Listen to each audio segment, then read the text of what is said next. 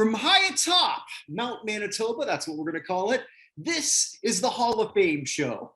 Myself, Kirk Buchner, the owner, the operator of NotInHallOfFame.com, and of course, the sister sites, the fictitious Athlete Hall of Fame, the fictitious Rock and Roll Hall of Fame, and the United States Athletic Hall of Fame. And I can't do all of this without my co-host, Evan Nolan from Chicago. How you doing, brother?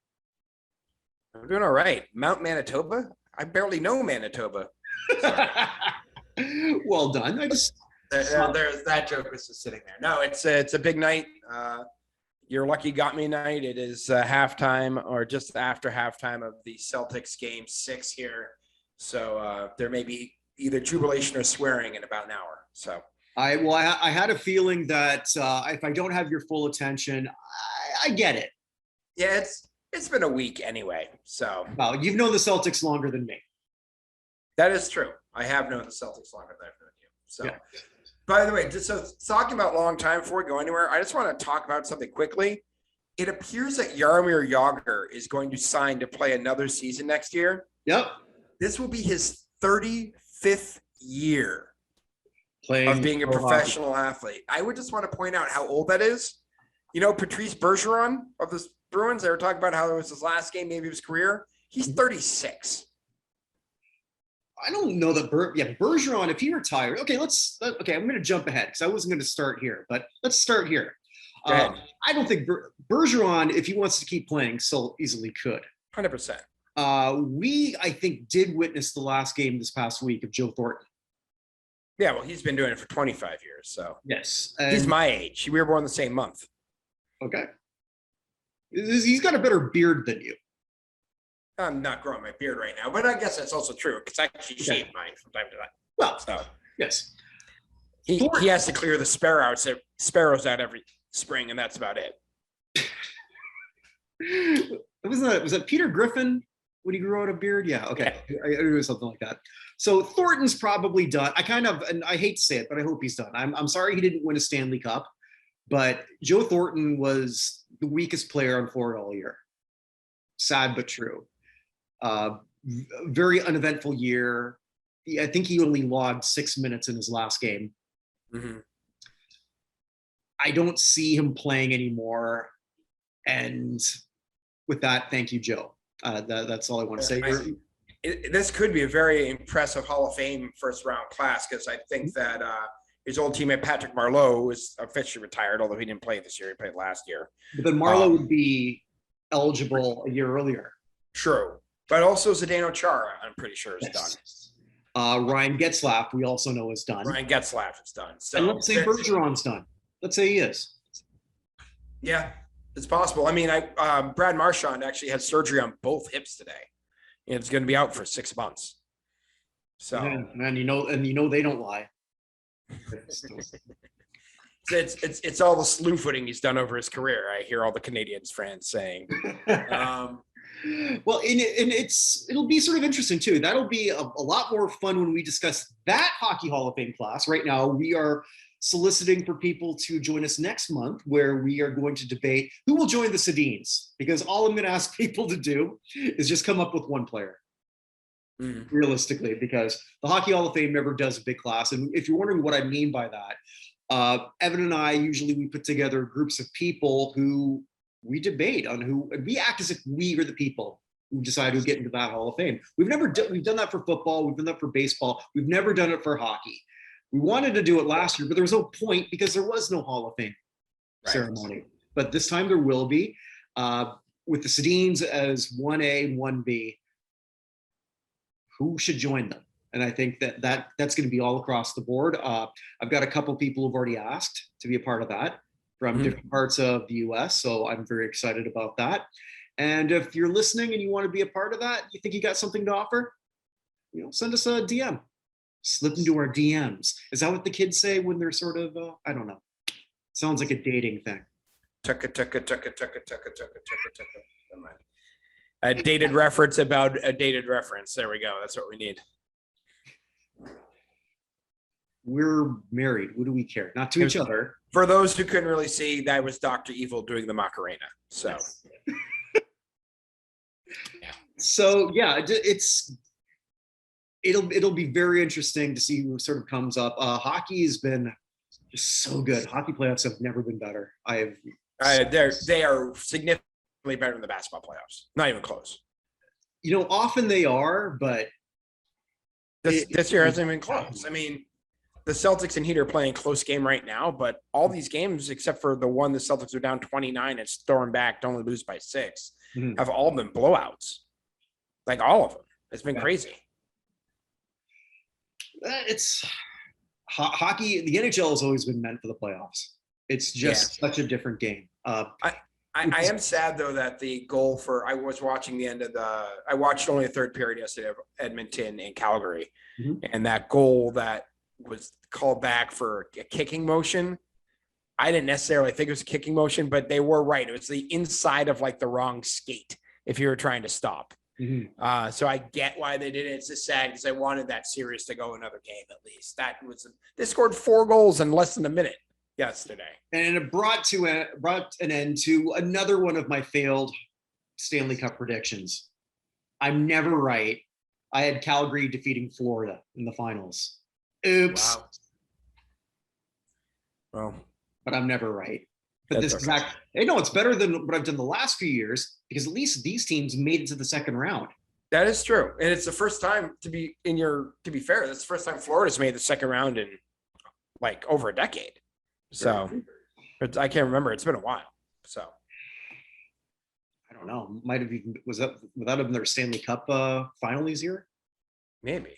I can't remember. It might have been, what was that, 95, 96? Was that the Scott Miller meeting the Rats year? Yeah, their second or third year in the league. It's Florida Panthers have an interesting history. I am happy that, Tampa, I mean, it's weird. They're not even that far apart, but Tampa is so much of a better hockey town.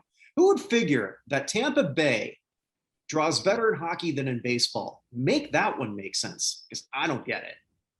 Yeah. By the way, the Panthers have had 28 seasons in the league. How many years have they made the playoffs out of 28? 8. 8 is directly correct. Yeah, they made it 8 times out of 28 years. Well, look at that. Every now and then I get something right.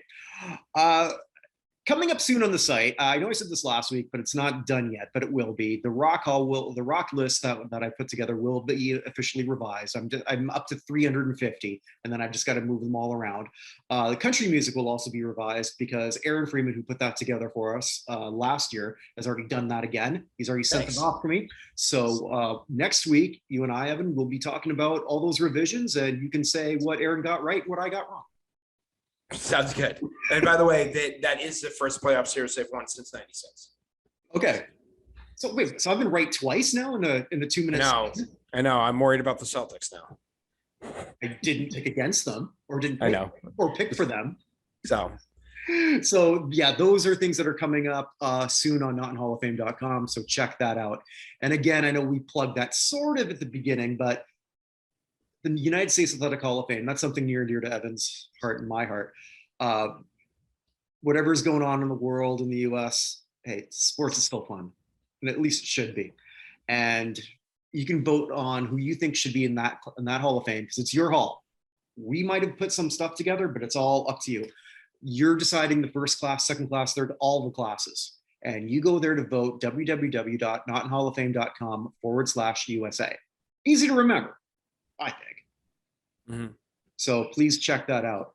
I wasn't going to go here, but I'm going to go here briefly here.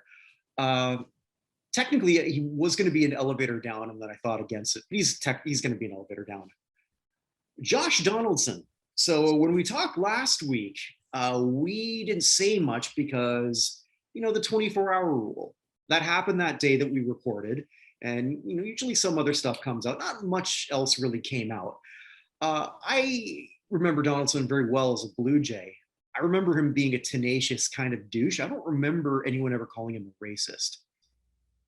Yeah, I can't say I have ever heard of that before either, but yeah. Now there's some people that are calling him that, and that's one impossible label to shake. Well, also his apology was like, "I'm sorry you're offended," essentially. First apology, yeah, and then we pretty much had to be told that is none of his teammates really backed him up. When we heard from Aaron Judge, I wouldn't really call that a defense. Mm-hmm. And yes, Tim Anderson, I think, said something colossally stupid to Sports Illustrated a couple years ago. Right. When he equated himself to a point as this generation's that he's got to do what he thinks Jackie Robinson would have done. And as good as Tim Anderson might be this year, and he was last year, and he's an early MVP candidate from what I can see so far. And yeah, we're two white people, and I think we can make a very safe statement that that what Tim Anderson is going through in 2020 in the 2020s is not what Jackie Robinson went through in 1947, and it's not even close. Don't think anybody's going to disagree with you on that. Right. So. Even Tim, and probably, I think the only real other thing that sort of came out of that since we last spoke was, yes, that sort of weak ass apology from Josh Donaldson, who then did a mea culpa to Jackie's widow. But, a prepared statement, I'm sure. I wonder how much he wrote about. I will say this. He's had a tough week. He's developed both COVID and now an injury. So I didn't even know he caught COVID. No, well, they put him on the COVID list right afterwards. After he got suspended, then he went on the COVID list, and today he went on the injury list. So who knows?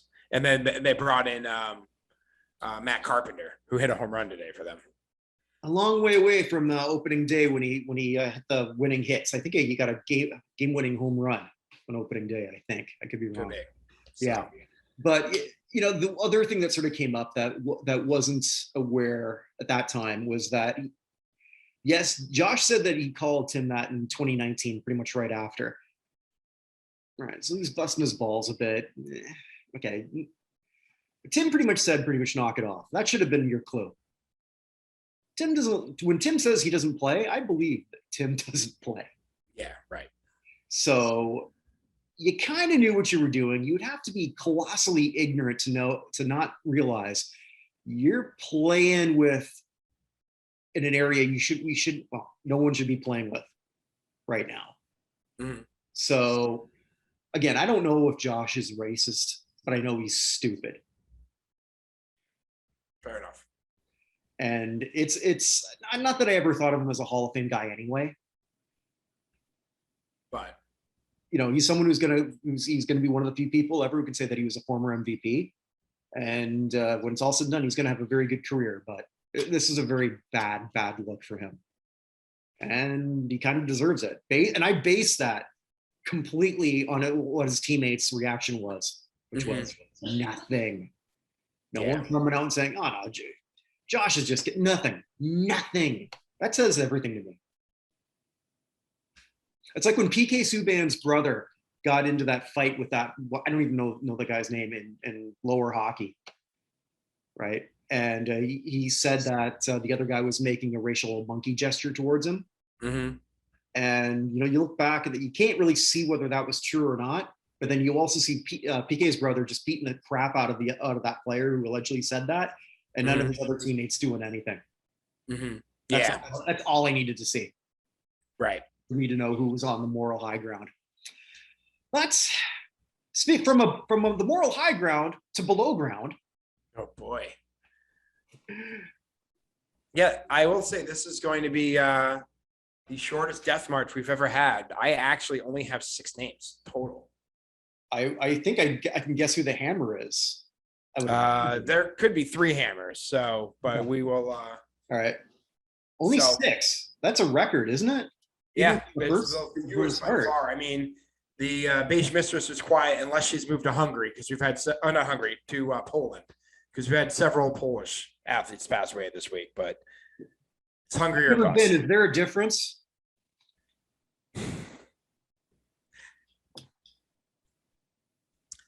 What I've just lost. Gestures. Hungary. Yeah, gestures vaguely from 1100 to 1873. First person actually, it's not someone we normally deal with, but I want to bring him up anyway, who passed away. Colin Cantwell passed away, concept artist and director, known for his work on Space Odyssey, War Games, and designed the models for the X-Wing, the TIE Fighter, and the Death Star. Oh, hell. That's legendary right there. Yes, he also was next to Walter Cronkite in the CBS News studio when he was employed by NASA, helping him with the Apollo moon landing, telling him what was going on so he could narrate it to the American people. That's incredible. But other than that, he didn't have much to do with anything. No. So he passed away at the age of 90. So you had me just designing the X-Wing. yeah. No wonder he designed the X-Wing and the Death Star. Of course, he knew the problems with the exhaust. So new to big, no bigger than Womp Rat. So anyway, also passing away, 2-time Major League World Series champion Joe Pignatano, who was a catcher for the Brooklyn Dodgers team in 1959, and then retired and was the bench coach under Gil Hodges on the Miracle Mets in 1969. He passed away at the age of 92. A career 234 hitter, but a 2-time World Series champion with the the Nets, the Dodgers won a World Series, and oh my God, the Mets won a World Series teams. That's two pretty cool teams to be on or be associated with. Very iconic. From the world of music, we lost Tom Bresch, son of country singer Merle Travis, passed away at the age of 74. Also was a member of the Crescents, the rock and roll band, the Crescents, who had hit a single called Pink Dominoes, which was an instrumental track that hit number 69, nice, on the Billboard charts in 1964. But he also hit the U.S. country charts 1, 2, 3, 4, 5, 6, 7, 8, 9 times between 1976 and 1982. The highest rating was 1976's Homemade Love. I don't know which one that is. I can't tell you.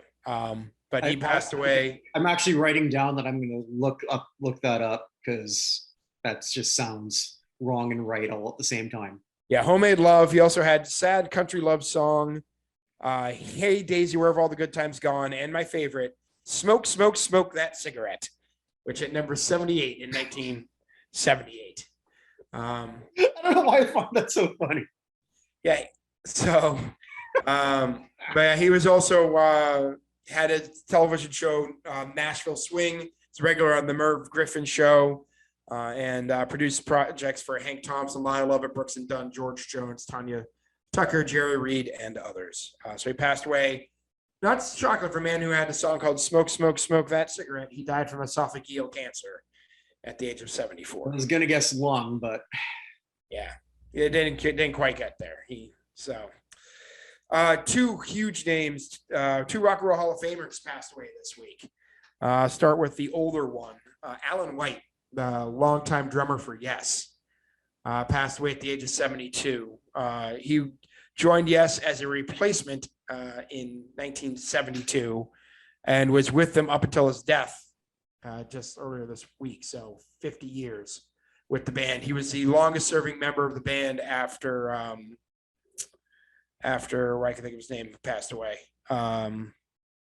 They've had so many members. So but the other guy, the bass player who's there forever, his name is just completely out of my head. Not Howe, not Steve Howe. I can't think of it. Yeah. Regardless, but he passed away. He was elected to the Rock Hall with the band in 2017. Mm-hmm. He passed away at the age of 72 from. It just said.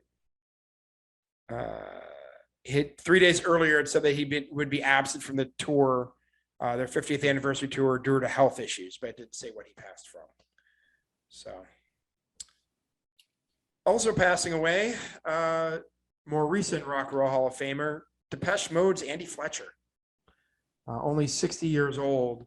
I'd say he was the keyboardist for the band, but they had 3 of them. The only band with 3 keyboardists. But he was could have had a 4th if they really wanted to. That is actually true. So he passed away, it said, from natural causes at the age of 60. That's natural causes at 60 doesn't seem right, does it? It doesn't, but you never know. I mean, Yeah. we've seen a lot of people. I mean, Norm Macdonald and others who have had some health issues, Gilbert Gottfried, and haven't said anything, and then they're just gone. So, Yeah, but that's true. That's very true. so he was, for those who don't remember, he's the tall redhead guy from the band. He was only 60 years old. And the Hammer, unsurprisingly, renowned spokesman for Chantix, Ray Liotta. I know that's a weird way to remember him. But Liotta died while filming in was it Bahamas? Dominican Republic, actually. Oh, he was filming there. Okay, I just filming. Okay, I knew he passed away in the Dominican. I didn't know that. He was He's filming a movie called Dangerous Waters. So yeah, he has. I mean, to say he was working up straight through the end here, he has 5 movies coming out that are going to come out posthumously, including Cocaine Bear, an untitled Charlie Day film, The Substance, Dangerous Waters, and Clash. So they're all going to come out. Charlie Day. Okay. Yeah. So died in his sleep, but it didn't say. I don't know if they know from what as of yet. Right. I think for a lot of us, I want to say that I was first aware of him in Goodfellas without really realizing I'd seen him years before in 8 Men Out playing Shoeless Joe.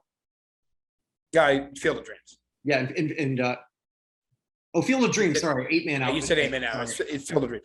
I know that Hollywood makes 2 of every movie at the same time. Still in that too. Sorry, my bad.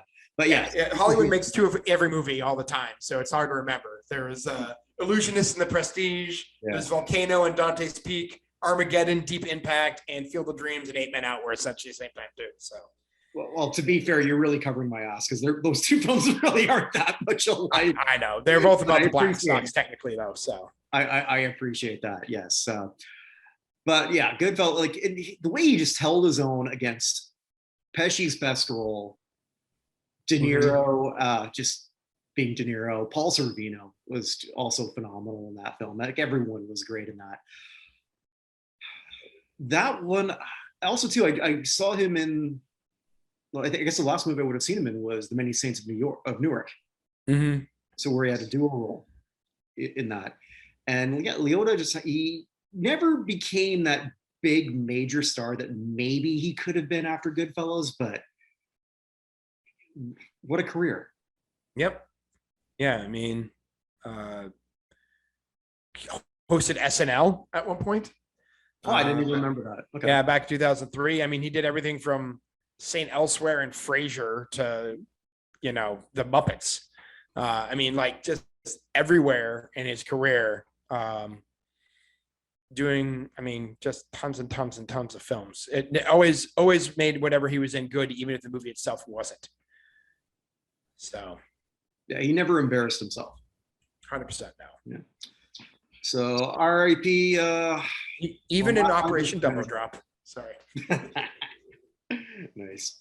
Well, the next section that we always do is elevator up, elevator down, where we look at those who had a good week and say, well, elevator up, and conversely, had a bad week in sports, elevator down. In theory, I kind of said one with Josh Donaldson, but the all NBA teams have come out, and I always find this far more valuable metric for going forward. When you're named all NBA, you are one of the top 15 players that year. Now, if you're selected as a first team, it sure helps you a hell of a lot to be enshrined in Springfield.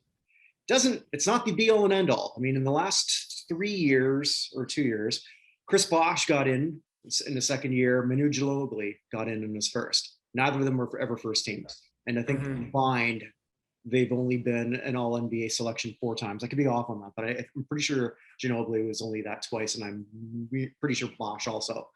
But I know for sure neither of them were ever first team. So I thought what we could do is just go through that and then just give visceral reactions. I've got a couple that I think this helps a lot. And obviously there's some that won't make a lick of difference because they're already Hall of Famers. Sound good? Sure. All right. So I guess if we look at the first team, and then we can look at some people who didn't make it, and then I can say why. It'll hurt one person, I think, more than anyone else. And I don't think you'll agree with me, but I could be wrong. Okay. All right. So our first team players, and I don't, Luka Doncic, who is this is also pretty big for him. Mm-hmm. Devin Booker, first time he's ever been an All NBA selection. Should have been at least 13 last year, at least. Mm-hmm. Phoenix obviously did not finish well in the playoffs, but this is huge for Booker. Giannis Antetokounmpo, he's already a Hall of Famer. Yep. The one that this is skyrocketing the most, I think, is Jason Tatum, your guy. Yeah. Tatum and Booker both were not first, second, or third teamers last year. It cost Tatum $30 million by not making any of the teams. Yeah, Tatum, and then yeah. So what are you saying is the problem with this? I don't have a problem with this. Oh, okay. I thought you said that one of them that I wasn't gonna like your opinion. No. Yeah, I haven't got there yet. Oh, okay. Yeah. And then Jokic, who's now a two-time MVP, you can pretty much pencil him in. He can just have an average career, and he's going to get it at this point. Yeah, 100%. Second team, Morant. So, I was going to say my only problem with this, and I think Tatum brought it up, was that go through the second team. We'll go to there in a second. You sure? Okay. Yeah, do the second team. It makes more sense. Okay. All right. So our second team guards are Ja Morant and Steph Curry. Morant, obviously, he had the breakout year that everyone pegged him to have, and we'll see where he builds from that. Memphis, now that they've got some playoff experience, I can't wait to see what they do. I mean, I didn't think that they were going to get far, which they didn't, but neither did Milwaukee when they were building their team. That's basketball. Curry's already in. Durant, forward, was already in. Huge. DeMar DeRozan. Mm-hmm. DeRozan deserved it. He played so well on that Bulls team this year. Absolutely. I had him as an elevator down not that long ago, just because of the way that his season flamed out and he had a very poor playoff, but he deserves this All-NBA selection. So go ahead. So I just want to go back for a second. You heard Jason Tatum's comments this week about the All-NBA team when he was selected? I did not. So one of his things was he didn't quite understand how they get selected, and I know you saw Jalen Rose was ripped for putting I did see that on there. But just that since they're so tied into people's bonuses and how much money people can make, his point was like Joel Embiid finished second in MVP voting, and because they do it by position, Embiid's on the second team. That doesn't make any sense. He said at this point, everyone switches positions so much anyway that it should just be who are the 5 best players. I agree with him, and because at this point. And he's not the first person to make that argument. I've seen, I don't know how many writers say the same thing. Mm-hmm. So yeah, I agree with him totally. Like that's 1,000% true. It's not the same game that it was 15 years ago. No, not even close. Third team, Chris Paul, and good on Chris Paul, man. Like I didn't want to say that I wrote him off 4 years ago. But if you would have told me that he would have been this good 4 years ago, not a chance. Like he's found a fountain of youth a couple times over. Good on him. Trae Young is a first-time All-NBA selection, so that's pretty big for him. LeBron again, nothing needs to be said there. And here's 2 people that it's very interesting for: Pascal Siakam and Karl Anthony Towns. Siakam, I think this is pretty big. I was surprised. I'm a Raptors fan, as you know. Mm-hmm. I didn't really see this. I mean, his first half of the season was not good. I don't know. I heard from all sorts of Raptors fans that Siakam is significantly better than Tatum. So, not this one. I'm just telling you, whenever the Celtics and Raptors played late in the year, when the Celtics had a couple guys out, I think Brown and Horford were out, and Tatum didn't have his best game. Siakam did, and they're like, yeah, Siakam is like way better than Tatum. I'm like, let's calm down a little bit on this. No, there's nothing to that. Siakam actually, I kind of feel he's regressed a little bit from that championship year where he came up and won the most improved player of the year. He hasn't taken it to another level. And so this is a slight surprise to me. that he had this. So this is huge for him and future chances. And actually, the last person, someone I'm very happy with. I don't know why I care, but I'm always intrigued by the Minnesota Timberwolves. Mm-hmm. And just Karl Anthony Towns, who's just always good, never has a whole lot of help. Got to go back in the playoffs. I think that's only the second time that he's ever been in the playoffs. And he deserves this. Was really good this year. Mm-hmm. Yep. So where I'm going here is a couple of the snubs, and it always hurts for the snubs. Now, some of the people who didn't get in or weren't selected: Donovan Mitchell, Dejounte Murray, Zach LaVine, Jimmy Butler is a bit of a surprise. Donovan Mitchell needs to learn to play any defense. Utah's problem, and the biggest problem for the Stifle Tower is that he gets blamed for everything that goes wrong in defense, and he's a very much above average, as opposed close to great defender, but he has 4 sieves on the outside, Donovan Mitchell being principal amongst them. And if he played any defense, he would be a significantly better player. Which is kind of why I think Rudy Gobert was a snub. Mm-hmm. I think I don't really have a big problem with Marcus. I think I said this before. I'll say it again. I didn't really have that big a problem with Marcus Smart winning the Defensive Player of the Year. My vote still would have went to Gobert, but whatever. That's not something that I'm going to really. Now, the one I'm thinking has been hurt the most. Here's the snub, and that's Jaylen Brown. Snub for the All-Star. Snubbed for this. Well, what if Boston doesn't win? I mean, injuries, shit, they can happen. I really like Jaylen Brown. I like him a lot. I think that a case could have been made for him in one of those spots. So then, are you putting him over Siakam or LeBron? I'd put him over Siakam. LeBron. I know LeBron's team sucked. Like all of these players made the playoffs except for LeBron. LeBron's team sucked because that was the team he put together. Yeah, but this isn't it's not a GM. Yeah, I know. But LeBron was injured, but when he played, he was super good. So I'm not putting. I love Jaylen Brown, but he's not better than LeBron. And you know what it was. Like when you're kids, right? And then you become team captains. It's like you said, well, I can win with anybody. So he's just picking all the scrubs, which is probably not what he was thinking. But no, I don't have a problem with LeBron at all in this. Kyrie. So then Siakam. I would put him over Siakam. And I say this again as a Raptors fan. I really think that Jaylen Brown had a better year than Siakam did. Not necessarily by much, but by enough that I would have him over that spot. I truly would. So I think if the Boston doesn't win it this year, and we know how hard it is to win a title. Like I don't know what's going on right now with the Celtics. The third quarter just ended, and the Celtics are down 7. Okay. So, who's to say what's going to happen at this point? You need these opportunities when you get it. Now, I know that you don't have to be a multi-time All-NBA player to get into the Basketball Hall of Fame, but you need at least one.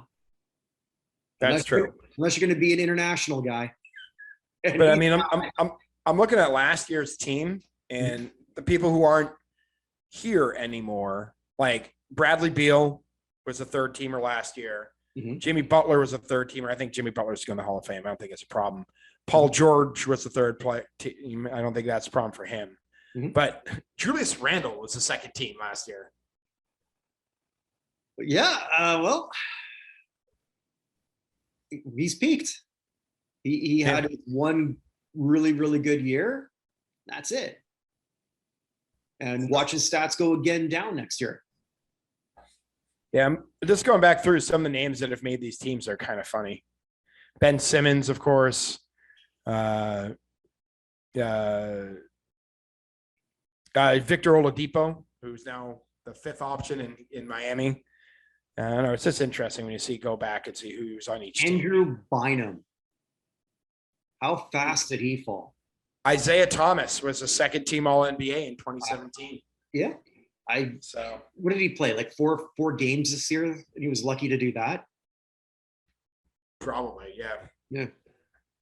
So yeah, I mean, that's sort of my reaction. I thought you might disagree on Jaylen Brown, but – I mean, I'm not mad about Jaylen Brown. I'm not. The narrative has been that this is Jason Tatum's team, and Sure. Brown suffers from that. But second bananas do get in. That's true. That's true. But they've got to be recognized. That's true. So, and I think that's his second snub in a 12-month period. Yeah, it's true. So, yeah. And we'll see what he does with it. So yeah, that's pretty much my elevator up, elevator down, and that we just now close with your good, bad, and ugly. I'm pretty sure I know what your good is. Yeah. So this week though, let me start with the good, and then I guess the bad and the ugly are going to get combined into one thing. So the good this week, actually everything this week is going to be about baseball ultimately. The league yesterday sent a notice out to all the teams that they have to do a better job with facilities for the ever increasing number of women who are involved in the day-to-day operations of teams. And that they were given time to do it, and they just have not done it, particularly for visiting teams. They had an interview with one of the women. They say, "What's the toughest part about your job?" And she said, "Finding where I can go to the bathroom." So the fact that Major League Baseball came out so hard on this is it's unexpected. And it shows that baseball is changing and that there are more and more women in positions of power, and they need to have the ability to do their jobs. I mean, just something as stupid as wasting time looking for a bathroom interferes with the ability of your job on a normal basis. So I thought that was interesting for baseball. Baseball's had a very interesting week. So I guess that. And there's one other thing I do want to bring up, a couple things I want to bring up. I talked about the NHL playoffs and how amazing they were. The last week of the EPL season I brought up last week, it was nuts. Man City was down 2-0 and scored 3 goals in 5 minutes to win the championship. Absolutely fantastic. Leeds survived on the very last day there, so they get to stick on the top level. And they actually just signed Brendan Aronson, the U.S. striker from Salzburg, was their first postseason signing. So we'll have another American striker in the EPL. You can sign this quickly after the season's over? Yeah, the window opens basically when the season ends. Okay. But the coach of Leeds is former U.S. national team member Jesse Marsh. And Jesse Marsh was previously the coach of Salzburg and brought Brendan Aronson over there. So, but yeah, that was absolutely amazing. One other thing I want to bring up before we go into anything else, I guess this technically goes under bad for the NFL. The fact that John Gruden won his ability to have a full discovery and jury trial, or at least a court date rather than a closed arbitration situation, because he claimed malicious intent in the releasing of the emails that got him fired, which falls out as someone who actually did the investigation and how you nullify arbitration agreements all over the world. That's actually something I did. It's in a treaty down in South America. That's one of the reasons. Like, malicious intent is a way that voids an arbitration clause. And the fact that the court agreed there was at least enough to have that decision means we may actually find out everything that's going to go on with those emails. It's all going to come out, and left the NFL is, I think Gruden's mad enough he wants to stay in court. I think he thinks he's already blackballed anyway, so what the hell does he have to lose?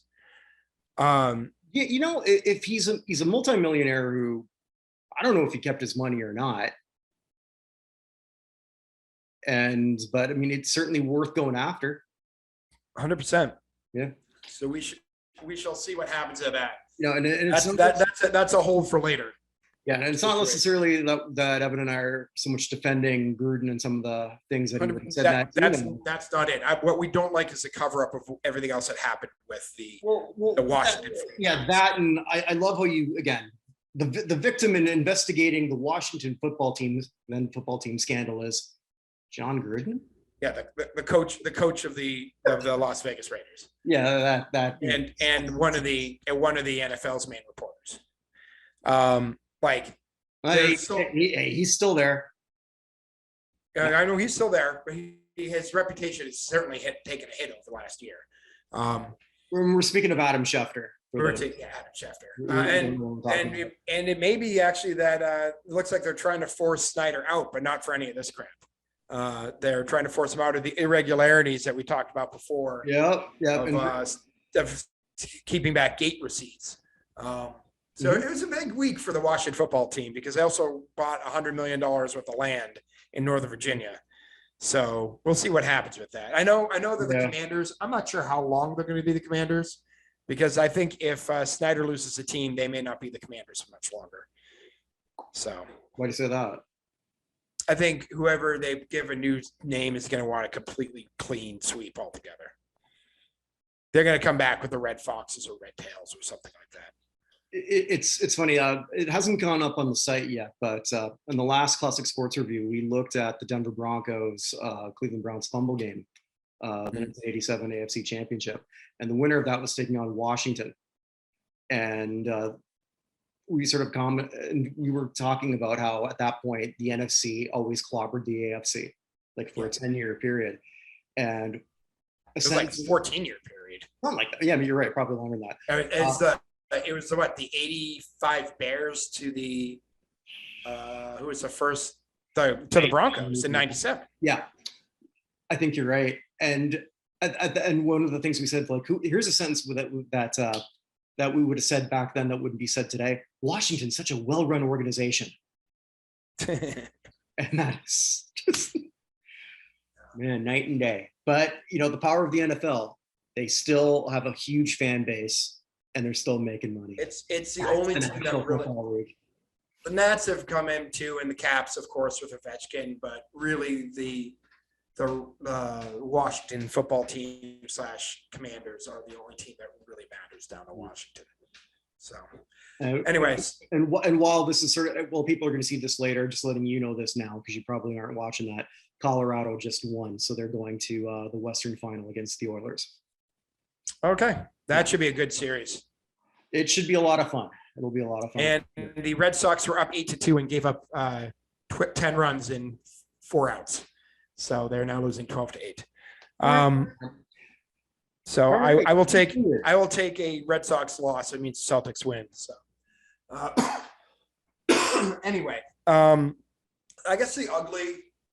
I'm tying it back into baseball. And baseball isn't the ugly thing here. And I don't want to go political about it. I just think it was interesting. The love of weaponry in my country is problematic.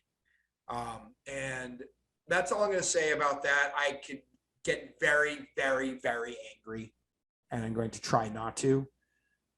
So what I'm saying is that's the ugly, but what I think is interesting has been the sport which seems to have taken the lead on activism on this for the first time in the history of ever is baseball. Gabe Kapler has announced that he's not going to come out for the national anthem, the manager of the Giants, until things change in this country.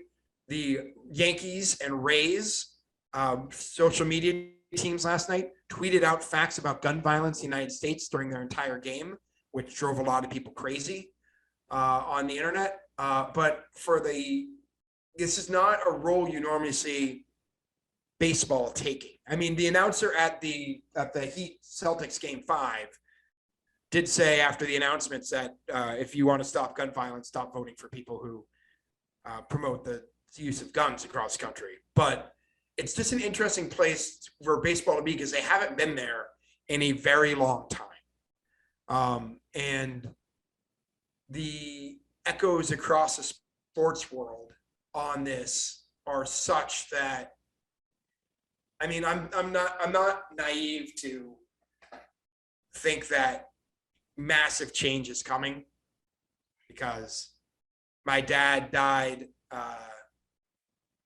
the 14th of December, 2012. which you might remember that date because that was Sandy Hook. My dad passed away that same day. And so I didn't actually find out about Sandy Hook till about 2 or 3 days later because I was kind of out of it. But since Sandy Hook, nothing has changed. Things have gotten easier in terms of getting a hold of firearms. I just think that the activism being shown by not just individual athletes, but people in positions of power within these leagues is interesting because we haven't necessarily seen that. It's been anti that largely for a while. I mean, Kaepernick got a tryout today with the Raiders, which I thought was funny because we talked about that. It's like, but yeah, go on. Sorry, I interrupted. I was gonna say, I thought it was funny because the coach, I can't think of his name. He's our offensive coordinator. So it's out of my head. Why can't I think of his name? The coach of the Raiders. Oh my God! Come on. Doesn't matter. But no, he's a long time. Josh McDaniels. Yeah. So Josh McDaniels said that Derek Carr knew that he was the knows that he's the starter, despite the fact that Derek Carr signed a contract extension this offseason that the terms have come out on. He's basically owed $5.1 million after this season. So they could just basically cut him, which was kind of hilarious. But when Colin Kaepernick did his protesting, like it was very anti Kaepernick from the people in charge, right? Yeah. And we're seeing much more of a move overall towards activism by the Yankees. Like, talk about a team this team doesn't even allow, like, I didn't even know that Matt Carpenter had a chin. I have never seen Matt Carpenter before without a beard. Yeah, for those unaware, the Yankees have had a no facial hair policy. Forever. I think so. I mean, I know that, Reggie Jackson had a mustache and Billy Martin had a mustache. So it had to be sometime in the 80s or early 90s. Well, Mattingly had one too, but I think it depended though. I don't know. I don't remember, but anyway, always seems to be that's how conservative the freaking Yankees are. They wear pinstripe suits to work, basically, right? And they're out doing this. It's very interesting, and maybe incremental steps might be taken here, but I'm trying not to. I know we try to stay out of politics as much as possible. I am a very angry man. You're also a father of 2 young kids, so correct. I'm a father of a 4th grader, someone who just finished 4th grade. Yeah, so this is going to hit you harder than it would. Also, because I'm not American either. Right. So and the more we're hearing about the story and the response of police, the more bungling it appears to be. It's just getting worse and worse and worse. It's easier to get angrier and angrier. So I'm going to focus on the other side of it. That's the ugly part, like I said. The ugly part, I'm tying it in with the interesting part, is actual organizations getting actively involved. I mean, we also had Steve Kerr eloquently going through his thing before game. Yeah, to your earlier point, though, you expect that from Steve Kerr. 100%. You don't. Steve Kerr lost his father to gun violence in 1984. Steve Kerr's father was killed by a gunman. Yeah, but this is not Steve Kerr's first step into social justice. Or you'd expect from Popovich as well. Right. Whereas I get, where you're saying like this is from very unlikely sources. So, and it's hard to find a silver lining from this. I don't know that this is one, but it's something. Yeah, I'm going to be interested to see where this goes. I hope that the solution isn't to have fewer doors in buildings. But I could have also had another elevator down for Herschel Walker, who I've always championed for the Pro Football Hall of Fame. But Jesus Christ, this guy. I'm gonna have to go back and just do classic sports reviews on Herschel Walker and just see how many hits to the head he took. Yeah, there weren't really complete sentences anymore. And for the record, guys, I'm not anti any party. I hate them all pretty much. That is true. He is equal opportunity. You suck. Yeah. But Yeah, I'm leaving it there. There's a lot more I could say. Oh, yeah. But I just think it's interesting that for the first time in a long time, we're seeing organizations get behind this. And we'll see if anything changes. I'm not optimistic about that. I'm not optimistic for seismic change. I am optimistic there might be some small beginning changes if there's enough of a critical mass towards it. So I'll leave it at that. Yeah. And with that, again, another shameless plug for the United States Athletic Hall of Fame, www.nothalloffame.com/USA. Hey, Evan, I wrote a book. I heard. Yeah, maybe people should go check that out. If you're a wrestling fan, incidentally, I'm not anymore. Go figure that one out. I had the privilege of writing the autobiography of Chavo Guerrero Sr., who passed away a few years ago. And I finally put that out there. So check that out, Chavo Guerrero Instant Classic. This isn't how I wanted to end, but another reason why I think I'm done with pro wrestling. Okay, go for it. Let's just please, something else. Go ahead. Okay, yeah. So there's this independent wrestler named Joey Janela. And maybe I want to YouTube this after. He was an independent guy, and then he signed with AEW, the upstart promotion that's challenging WWE. And there was a clip of, this is just a few days ago, where he set his right foot on fire to do a super kick to his opponent's head, super kick to the head. Hits the super kick and then goes back down, but his foot's still on fire. So now he's panicking. He's like, oh my God, it's on fire. And this is in front of like maybe 300 people. If that.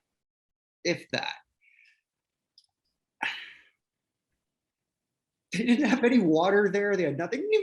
Like how many wrestling matches you ever see? I know you weren't as big a fan as I was. But I would tend to see a fire extinguisher being used in a match. Because they just happened to have one under the ring, and then they'd use it on their opponent and put it in their face. Well, they didn't have one there. So it took them a while to get to take care of all that. They didn't have a towel just to douse it? Fans were throwing in bottles of water. Dear God. And then someone ran in with a towel and whatnot. They did douse it. And then he goes for the cover. And then that was the end of the clip. So I looked it up. That wasn't even the finish. That wasn't even finished. So Janela actually loses later when he goes for a table or something stupid. Now, I know a few months ago, I sort of praised how much fun and goofy it was at WrestleMania. But those guys didn't do something stupid for a couple $100 for what? And right. What the hell am I? No, and then I said, okay, I'm done. I think I'm done till SummerSlam. And maybe then. I don't even know. My dad was right. This is stupid. Fair enough. And that's where we'll end it, on a flaming super kick. We've ended in weirder places, but flaming super kick is not one of those things I had in my bingo card for phrases that we never say. No, well, we should come up with that bingo card, and we'll never get it. Flaming super kick would be a good name for a band. Flaming super, or a porn movie. I'm not sure there's really that many differences between band names and porn movie names, but continue. Only calling Flaming Super Dick.